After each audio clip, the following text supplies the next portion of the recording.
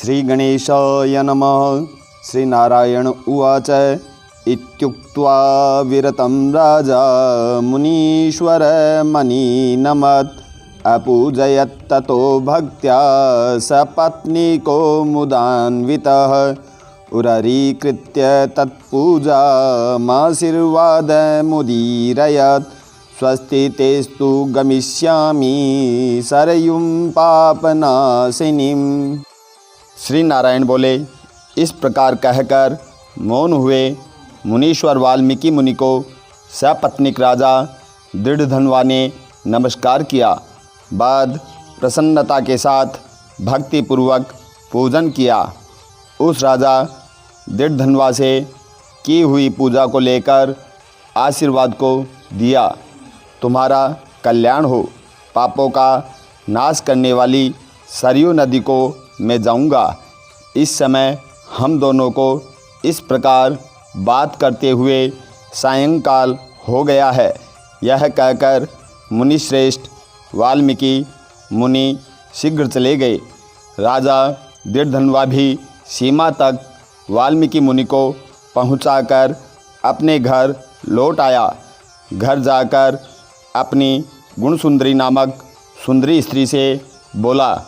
राजा दृढ़धन्वा बोला, ऐ सुंदरी, राग, द्वेष, लोभ, मोह, मद, मात्सर्य इन 6 शत्रुओं से युक्त गंधर्व नगर के असार संसार में मनुष्यों को क्या सुख है। कीट, विष्ठा, भस्मरूप और वात, पित्त, कफ इनसे युक्त मल, मूत्र, रक्त से व्याप्त ऐसे इस शरीर से मेरा क्या प्रयोजन है। हे वरारोहे, अध्रुव शरीर से ध्रुव वस्तु एकत्रित करने के लिए पुरुषोत्तम मास का स्मरण करने वन को जाता हूँ। तब वह गुणसुंदरी ऐसा सुन के विनय से नम्रता युक्त तथा शीघ्रता से हाथ जोड़कर अपने पतिदेव से बोली। गुणसुंदरी बोली, हे नृपते, मैं भी तुम्हारे साथ चलूँगी। पतिव्रत स्त्रियों के पति ही देवता हैं। जो स्त्री पति के जाने पर पुत्र के गृह में रहती है, वह स्त्री पुत्रवधू के अधीन हो पराये गृह में कुत्ते के समान रहती है। पिता स्वरूप देता है और भाई भी स्वल्प ही देता है। अत्यंत देने वाले पति के साथ कौन स्त्री न जाएगी। इस प्रकार प्रिया की बात को स्वीकार कर पुत्र का अभिषेक कर स्त्री सहित शीघ्र ही मुनियों से सेवित वन को गया। दोनों स्त्री पुरुष हिमालय के मनीष गंगा जी के निकट जाकर पुरुषोत्तम मास के आने पर दोनों काल में स्नान करने लगे। हे नारद, वहाँ पुरुषोत्तम मास को प्राप्त कर विधि से पुरुषोत्तम का स्मरण कर भार्या सहित तपस्या करने लगे।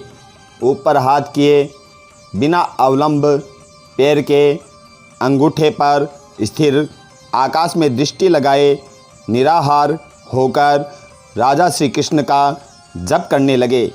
इस प्रकार व्रत की विधि में स्थित हुए तपोनिधि राजा की पतिव्रता रानी सेवा में तत्पर हुई। इस प्रकार तप करते हुए राजा का पुरुषोत्तम मास संपूर्ण होने पर घंटिकाओं के जाल से विभूषित विमान वहाँ आया। ऐसे तत्काल आए हुए पुण्यशील और सुशील सेवित विमान को देख स्त्री सहित राजा आश्चर्ययुक्त हुआ। विमान में बैठे हुए पुण्यशील और सुशील को नमस्कार किया। पुनः वे स्त्री सहित राजा को विमान में बैठने की आज्ञा दी। स्त्री सहित राजा विमान में बैठ के सुंदर नवीन शरीर धारण कर तत्काल गोलोक को गए। इस प्रकार पुरुषोत्तम मास में तप करके भय रहित लोक को प्राप्त होकर हरि के निकट आनंद करने लगे और पतिव्रता स्त्री भी पुरुषोत्तम में तप करते हुए पति की सेवा कर उसी लोक को प्राप्त हुई। श्री नारायण बोले, हे नारद, मेरी एक जिह्वा है, इस समय इसका क्या बयान करूं? इस पृथ्वी पर पुरुषोत्तम के समान कुछ भी नहीं है। सहस्र जन्म में तप करने से जो फल प्राप्त नहीं होता है वह फल पुरुषोत्तम के सेवन से पुरुष को प्राप्त हो जाता है।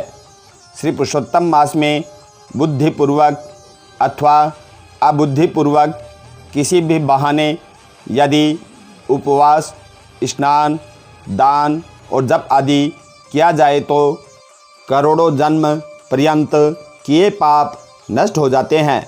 जैसे दुष्ट बंदर ने अबुद्धिपूर्वक 3 रात तक पुरुषोत्तम मास में केवल स्नान कर लिया तो उसके पूर्व जन्म के समस्त कुकर्मों का नाश हो गया और वह बंदर भी दिव्य शरीर धारण कर विमान पर चढ़कर जरा मरण रहित गोलोक को प्राप्त हुआ। इसलिए वह पुरुषोत्तम मास संपूर्ण मासों में श्रेष्ठ मास है, क्योंकि इसके बिना जाने पुरुषोत्तम मास में किए गए स्नान मात्र से दुष्ट वानर को हरि भगवान के समीप पहुँचाया। अहो, आश्चर्य है, श्री पुरुषोत्तम मास का सेवन जो नहीं करने वाले हैं वे महामूर्ख हैं, वे धन्य हैं और कृतकृत्य हैं तथा उनका जन्म सफल है। जो पुरुष श्री पुरुषोत्तम मास का विधि के साथ स्नान, दान, जप, हवन, उपवास पूर्वक सेवन करते हैं। नारद मुनि बोले, वेद में समस्त अर्थों का साधन करने वाला मनुष्य शरीर कहा गया है, परंतु यह वानर भी व्याध से पुरुषोत्तम मास का सेवन कर साक्षात मुक्त हो गया।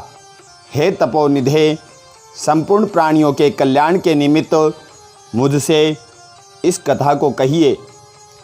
इस वानर ने 3 रात्रि तक स्नान कहाँ पर किया? यह वानर कौन था? आहार क्या करता था? उत्पन्न कहाँ हुआ? कहाँ रहता था? और श्री पुरुषोत्तम मास में व्यास से उसको क्या पुण्य हुआ? यह सब विस्तार से सुनने की इच्छा करने वाले मेरे से कहिए। आपसे कथामृत श्रवण करते हुए मुझे तृप्ति नहीं होती है। श्री नारायण बोले, कोई केरल देश का अत्यंत लालची, शहद की मक्खियों के समान धन में प्रेम रखने वाला, सर्वदा धन के संचय करने में तत्पर रहने वाला ब्राह्मण था। उसी कर्म से लोक में कदरिया नाम से प्रसिद्ध था। उसके पिता ने भी प्रथम उसका नाम चित्र शर्मा रखा था।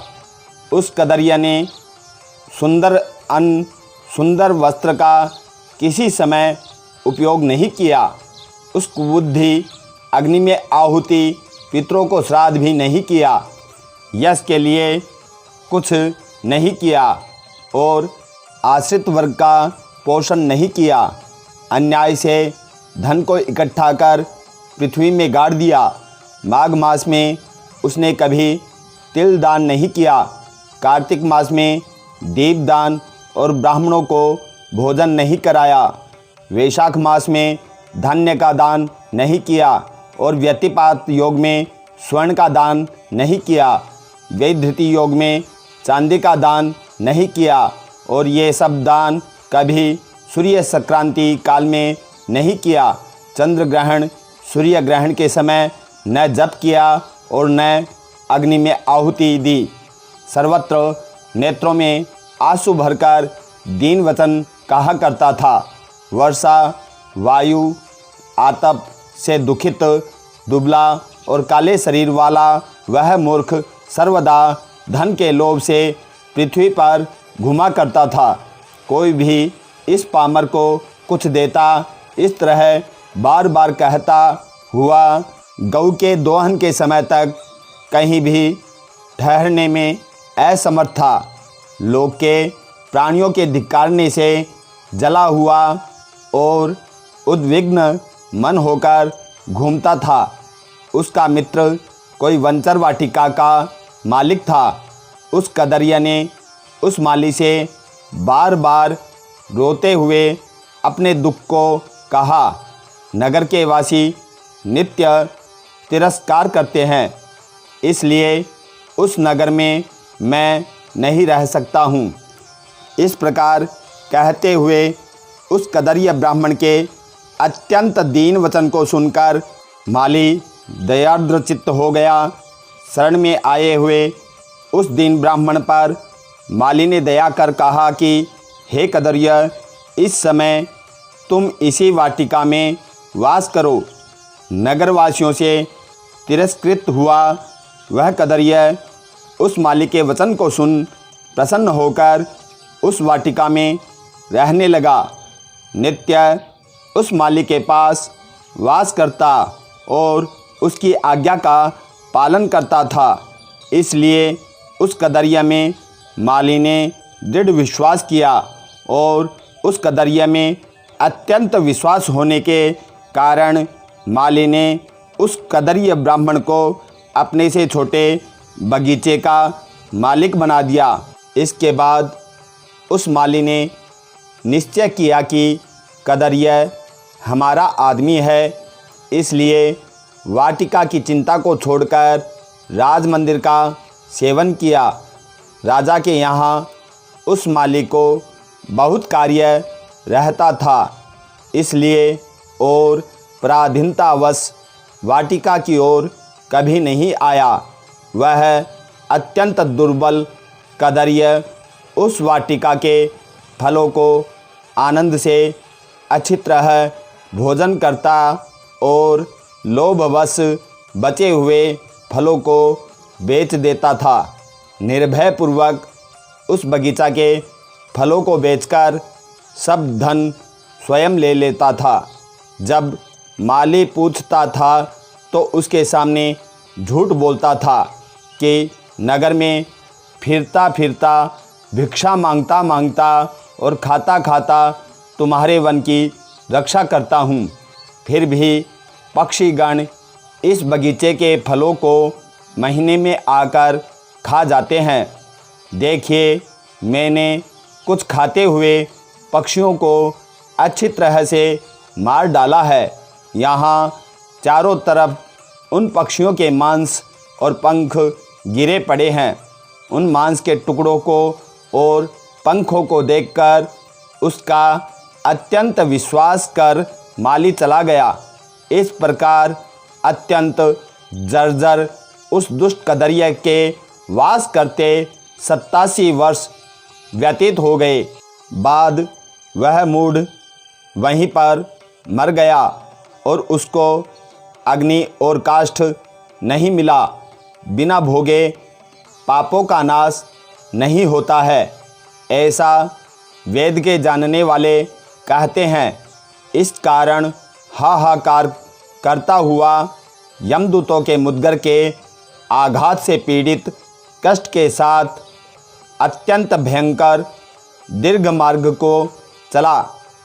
पूर्व में किए हुए कर्मों का स्मरण करता हुआ और प्रलाप करता हुआ तथा बुद्ध अक्षरों में कहता हुआ कि अहो आश्चर्य है, मुझ दुष्ट कदरिये के अज्ञान को देखिए। कृष्ण सार से युक्त पवित्र इस भारत खंड में देवताओं को भी दुर्लभ मनुष्य शरीर को प्राप्त कर मैंने धन के लोभ से क्या किया, अर्थात कुछ भी नहीं किया, और मैंने जन्म व्यर्थ में खोया तथा मैंने बहुत दिनों से जो धन संचय किया था वह धन पराधीन हो गया। इस समय काल पास में बंधा पराधीन होकर क्या करूं? प्रथम मनुष्य शरीर को प्राप्त कर कुछ भी पुण्य कर्म नहीं किया, न तो दान दिया, न अग्नि में आहुति दी, न हिमालय की गुफा में जाकर तपस्या की, मकर के सूर्य होने पर माघ में न गंगा के जल का सेवन किया, पुरुषोत्तम मास के अंत में 3 दिन उपवास भी नहीं किया और कार्तिक मास में तारागण के रहते प्रातः स्नान नहीं किया। मैंने पुरुषार्थ को देने वाले मनुष्य शरीर को भी पुष्ट नहीं किया। अहो आश्चर्य है, मेरा संचित धन पृथ्वी में निरर्थक गड़ा रह गया। दुष्ट बुद्धि होने के कारण जीवन पर्यंत जीव को कष्ट दिया और मैंने जठराग्नि को भी कभी अन्न से तृप्त नहीं किया। किसी पर्व के समय भी उत्तम वस्त्र से शरीर को आच्छादित नहीं किया। न तो जाति के लोगों को, न बांधुओं को, न स्वजनों को, न बहनों को, न दामाद को, न कन्या को, न पिता माता छोटे भाई को, न पतिव्रता स्त्री को, न ब्राह्मणों को प्रसन्न किया। इन लोगों को एक बार भी मिठाई से कभी तृप्त नहीं किया। इस प्रकार विलाप करते हुए उस कदरिया को यमदूत यमराज के समीप ले गए। उसको देखकर चित्रगुप्त ने उसके पाप पुण्य को देखा और अपने स्वामी धर्मराज से कहा, हे महाराज, यह ब्राह्मणों में अधम कृपण है। धन के लोभी इस दुष्ट कदरिया का कुछ भी पुण्य नहीं है। वाटिका में रहकर इसने बहुत पाप किया है। मालिका विश्वास पात्र बनकर साक्षात स्वयं फलों को चुराया और जो पके हुए फल ये उनको खाया और जो खाने से बचे हुए फल थे उनको इस दुष्ट ने धन के लोभ से बेच डाला। एक फलों की चोरी का पाप, दूसरा विश्वासघात का पाप। हे प्रभु, ये 2 पाप इस कृपण में अत्यंत उग्र हैं और भी इसने कई प्रकार के अनेक पाप किए हैं। नारद मुनि बोले, इस प्रकार ब्रह्मा के पुत्र चित्रगुप्त के वचन को सुनकर अत्यंत क्रोध से युक्त धर्मराज ने कहा कि यह कदरिया 1000 बार वानर योनि में जाए और विश्वासघात का फल इसको बाद में होवेगा। इति श्री बृहन्नारदीय पुराणे पुरुषोत्तम महात्म्य